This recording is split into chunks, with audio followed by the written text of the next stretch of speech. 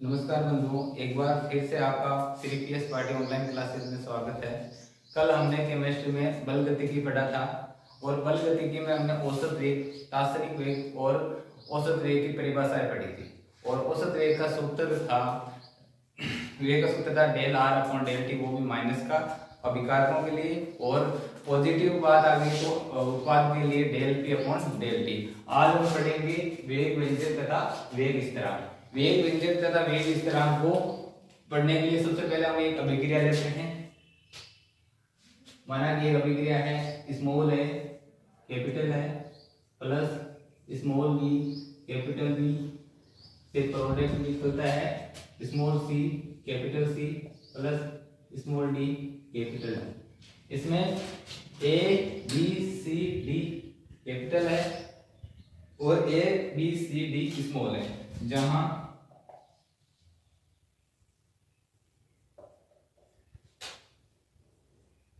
ए और बी ये है अभिकारक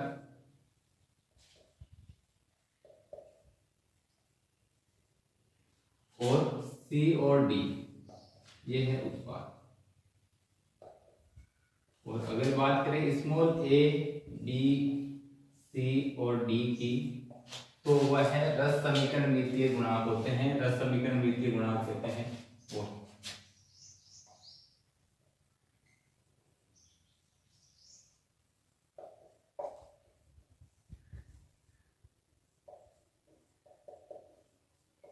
तो अब आगे इसको सोल्व करने के लिए देखते हैं। द्रव्य अनुपाती क्रिया नियमानुसार क्या होता है कि अभिकारकों या क्रियाकारकों की सांद्रता वेग के समानुपाती होती है। तो क्या होता है, वेग के समानुपाती क्या होती है, अभिकारकों या क्रियाकारकों की सांद्रता। अभिकारक कौन कौन से हैं, ए और बी। ए और बी अभिकारक है, तो ए और बी की अभिकारक की सांद्रता वेग के समानुपाती होगी। तो ए की सांद्रता और बी की सांद्रता ये किसके समानुपाती होगी, वेग के समानुपाती होगी। और ये वेग के समानुपाती होगी तो इसके घात लगाते हैं x और y। वेग की अभिकारकों की सांद्रता के घातों के समानुपाती होती है, तो x और y क्यों लिया, यहाँ a और b भी हो सकता है, परंतु यह प्रायोगिक तौर पर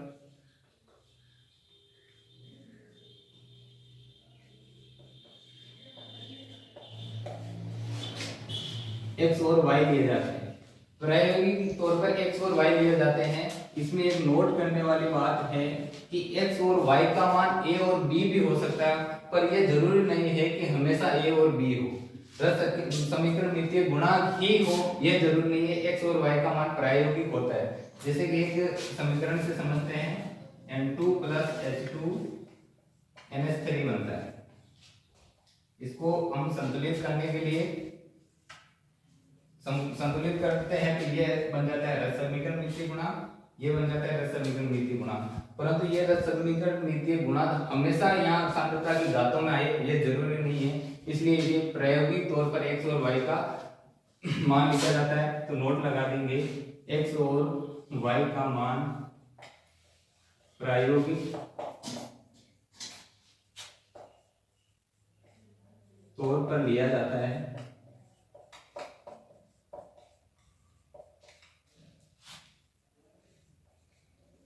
जो a और b के समान हो भी सकता है, नहीं भी हो सकता है। तो a या b के समान हो भी सकता है या नहीं भी। अब हम समानुपाती का चिन्ह लगाते हैं, तो यहाँ पर एक कांस्टेंट आ जाता है k। समानुपाती का चिन्ह रखने से k आ गया, k a की सांद्रता x और y b की सांद्रता y। इसमें देखो अब क्या क्या आ गया, k क्या है, वेग स्थिरांक। k क्या है, वेग स्थिरांक। इसे बोलते हैं, यह समीकरण आई है वो कहलाती है वेग व्यंजक।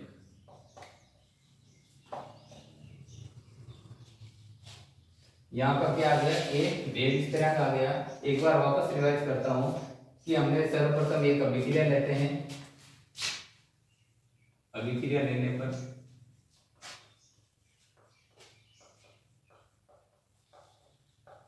उस अभिक्रिया में अभिकारक और उत्पाद है अलग अलग है, और जो इसके आगे है वो रस समीकरण युक्ति गुणांक है। तो अभिकारकों की सांद्रता के समानुपाती क्या होता है, वेग होता है, और इसकी घात क्या होती है, एक्स और वाई।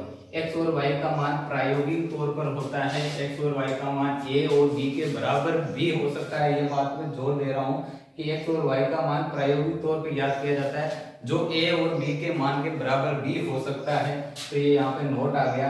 और जब यहाँ हम समानुपाती चिन्ह लगाते हैं तो के होता है वो वेग स्थिरांक प्राप्त हो जाता है। यहाँ तक का आप स्क्रीनशॉट ले लीजिए। बढ़ते हैं कि ये वेग व्यंजक आ गया। वेग व्यंजक की समीकरण है वेग इक्वल टू के, ए की सांद्रता की घात और बी की सांद्रता का घात, जहाँ के क्या है, वेग स्थिरांक। अब हम पढ़ते हैं कोटि। कोटि क्या होती है कि इसमें अभिकारकों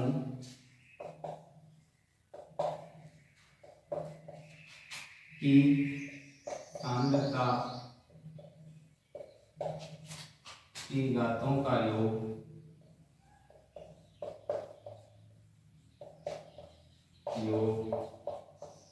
अभिक्रिया की कोटि कहलाती है।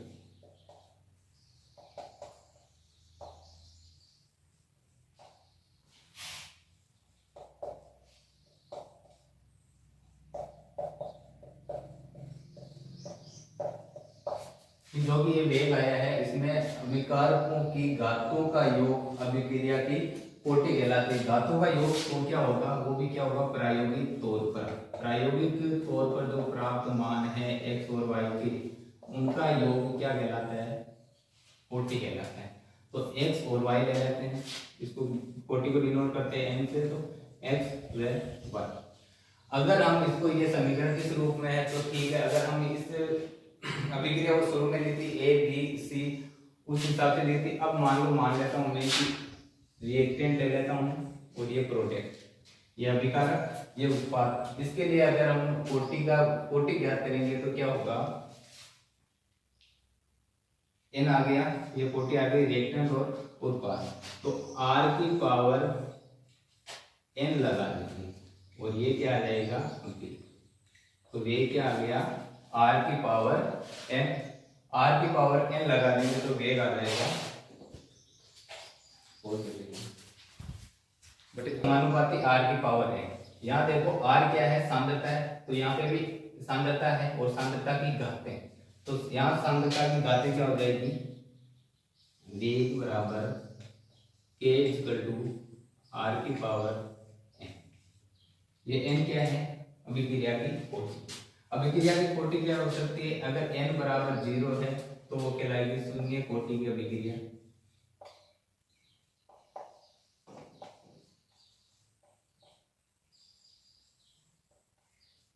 और अगर n बराबर 1 है तो वो कहलाएगी प्रथम कोटि की अभिक्रिया।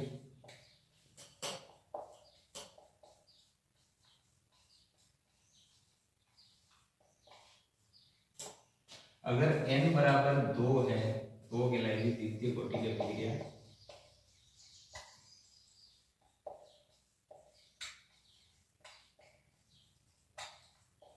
इस तरह से आगे बढ़ती रहेगी। और कोटि का मान है वो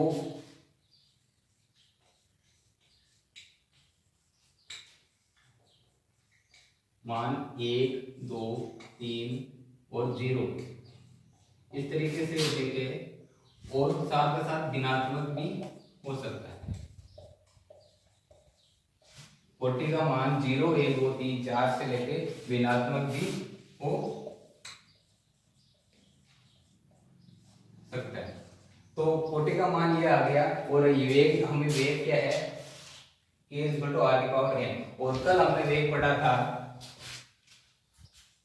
औसत वेग पढ़ा था, डेल आर की सांद्रता बटा डेल टी, और वो भी माइनस, और del p upon del t. यहां तक नोट कर लीजिए, स्क्रीनशॉट ले लीजिए। अब आगे बढ़ते हैं तो हम हमारे एक समीकरण आई थी वेग बराबर के आर की घात एन, और हमने कल पढ़ा था वेग औसत वेग क्या होता है del are upon del T, और या del T upon del T. तो इसको हम लिख सकते हैं minus D T upon D are upon D T, और D P upon D T. अब दोनों वेगों को हम साथ में लिखते हैं, बराबर में लिखते हैं, तो क्या प्राप्त होता है हमें minus d are upon D t equal to k r की घात,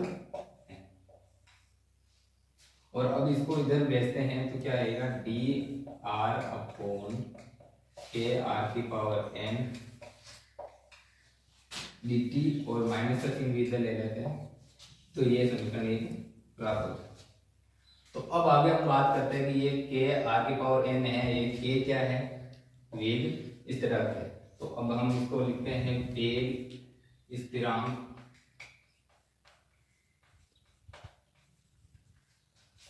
वेग स्थिरांक के बराबर क्या हो जाएगा, के को ज्ञात करेंगे तो वेग के भाग में क्या चला जाएगा वेग अपॉन आर की पावर एन, ये के ज्ञात करेंगे तो वेग के अपॉन में आर की पावर एन चला जाएगा। तो ये क्या आ गया वेग स्थिरांक का सूत्र। वेग स्थिरांक का सूत्र प्राप्त होने के बाद में हम पढ़ेंगे वेग स्थिरांक की इकाई।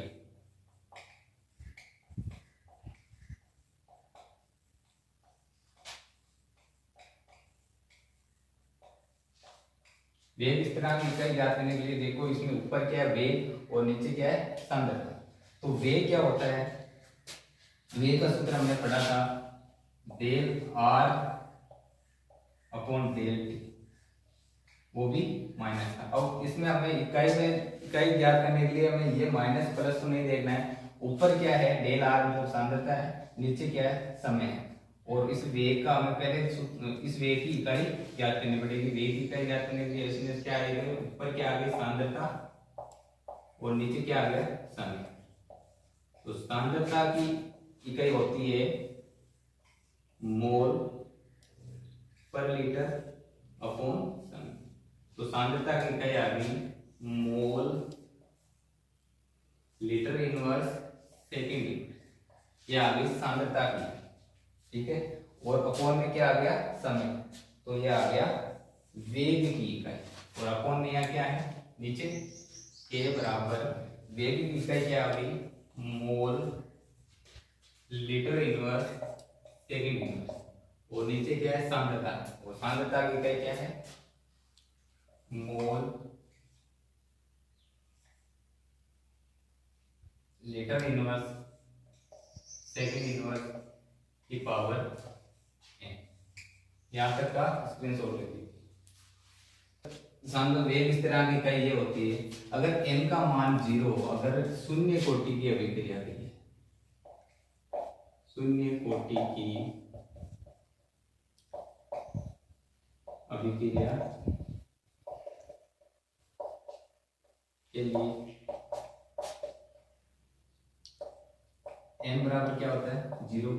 अगर n बराबर 0 रखते हैं तो आगे k का मान क्या हो जाएगा मोल लीटर इनवर्स, सॉरी यहाँ सेकंड आ गया, गुना 1 अपॉन किसी भी संख्या की घात अगर 0 हो तो उसका मान क्या आता है 1 आता है, तो ये आ गया मोल लीटर इनवर्स, और इसके अगर भाग में ऐसे है तो ये ऊपर चला जाएगा सेकंड इनवर्स। और अगर इसी तरीके हम प्रथम कोटि की अभिक्रिया के लिए करें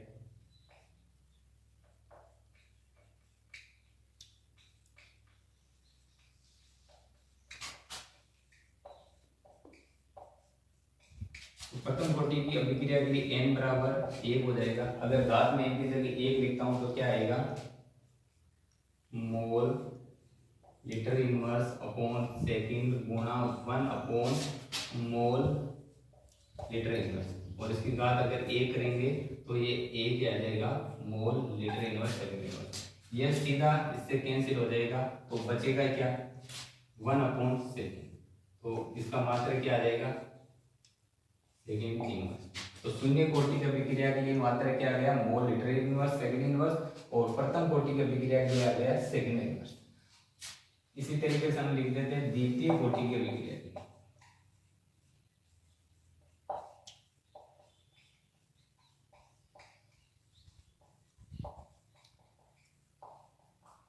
द्वितीय कोटि की अभिक्रिया के लिए क्या आ जाएगा, n बराबर 2 आ जाएगा। तो यहाँ n बराबर 2 रखेंगे तो सूत्र में क्या आ जाएगा, k का मात्रा क्या आ जाएगा, मोल लीटर इनवर्स s गुणा 1 अपॉन मोल लीटर इनवर्स की पावर 2।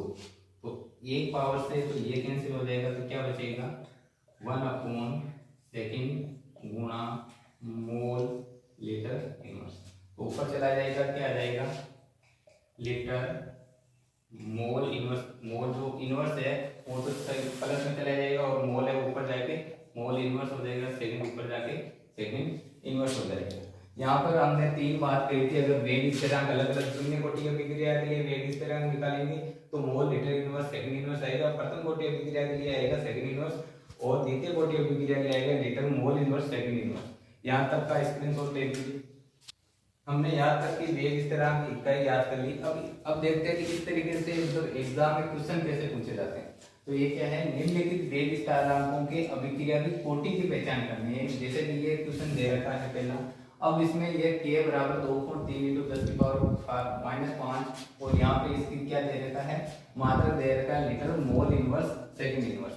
तो अब यहाँ पे देखेंगे litre mole inverse second inverse कौन सी कोटि अभिक्रिया के लिए मात्रक बन रखा है। तो litre mole inverse second inverse कौन सी अभिक्रिया से मेच कर रहा है, litre mole inverse second inverse द्वितीय कोटि की अभिक्रिया के लिए मेच कर रहा है। तो इसका आंसर क्या होगा, फर्स्ट आंसर होगा द्वितीय कोटि की अभिक्रिया। ये कौन सी होगी, द्वितीय कोटि की अभिक्रिया। और अगर बात करते हैं जो दूसरे क्वेश्चन में, देखो मात्रक क्या आ रहा है, सेकंड इनवर्स। सेकंड इनवर्स किससे मैच कर रहा है, सेकंड इनवर्स कर रहा है प्रथम कोटि की अभिक्रिया से। तो इसका आंसर हो जाएगा, ये हो जाएगी प्रथम कोटि की अभिक्रिया।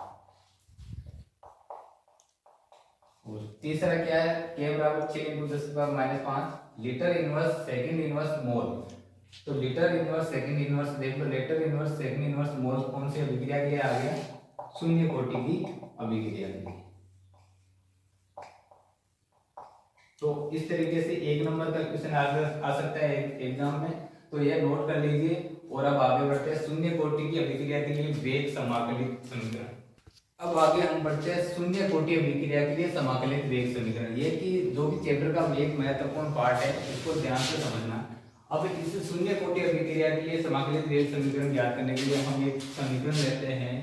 माना कि ये एक रिएक्टेंट है, ये प्रोटेंट है, अभिकारक से उत्पाद बनता है। तो इसका वेग का जो हमने पहले समीकरण निकाली थी, dr/dt के r की पावर n, जहां n क्या है, अभिक्रिया की कोटि। तो अभिक्रिया कोटि है, तो अब इसको dt को हम इधर ले जाते हैं तो क्या बनता है, -dr = k r की पावर n dt। ठीक है, और माइनस का चिन्ह नीचे ले लेते हैं तो बन जाता है dr = k - k r की पावर n dt। ये सूत्र हमने पहले निकाला। अब अगर n शून्य कोटि की अभिक्रिया की, अगर हम शून्य कोटि की अभिक्रिया के लिए ये समीकरण देखते हैं,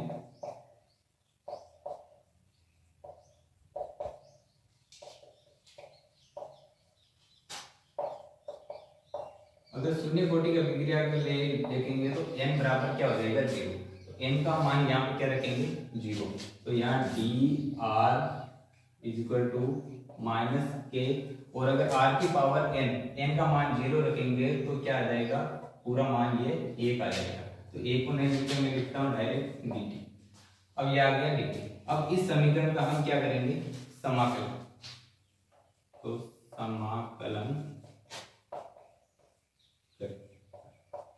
समाकलन एक निश्चित लिमिट में करेंगे। तो समाकलन करते हैं तो dr = -k बाहर ले लेते हैं dt। अब इसमें लिमिट देखते हैं। लिमिट देखने के लिए क्या करते हैं कि देखो r पहले सांद्रता मान लेते हैं 0 थी, किस पे, t बराबर 0 समय पर। जो कि t बराबर t समय पर बढ़कर क्या हो गई r t। तो हम लिमिट क्या करेंगे कि पहले r सांद्रता t बराबर 0 पर r नोट थी, जो कि t बराबर t पर बढ़कर क्या होगी सांद्रता r t होगी। तो लिमिट क्या हो जाएगी, इसकी लिमिट हो जाएगी r नोट से r t d r equal to minus k, इसकी लिमिट हो जाएगी 0 से t, 0 से t समय, तो 0 से t ये dt। हम देखो एक समाकलन का सूत्र होता है, समाकलन of dx equal to x।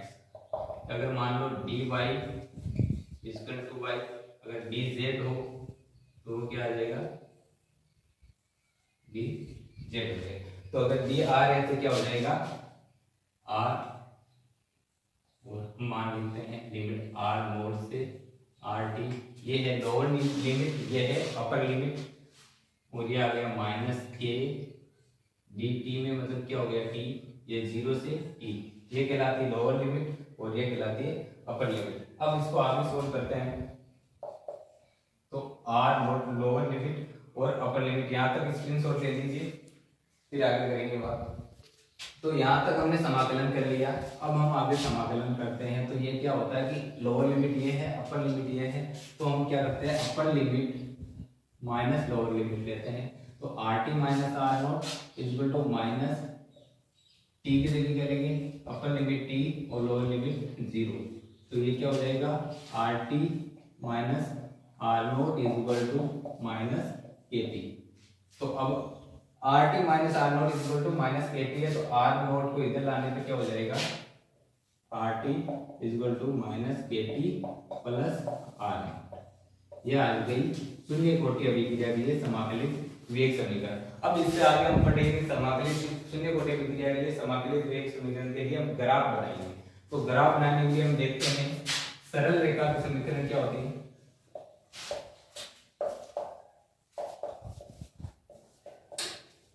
तो सरल रेखा समीकरण होती है y mx plus c, mx plus c, जहां m क्या होती है प्रवणता,